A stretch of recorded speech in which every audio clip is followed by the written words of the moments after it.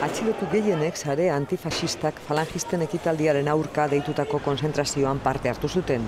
Istiluen ondoren, ertzaintzak diligentziak egin zituen kale istiluak eta agenteen aurkako erasoak leporatuz.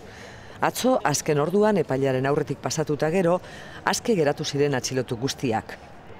Iñaki Azkuna alkateak ez du ulertu nola eman zitzaien Bilbora etortzeko baimena falangistei bizikidetzarako arazoa zela jakinda naiz eta legez eskubidea duten.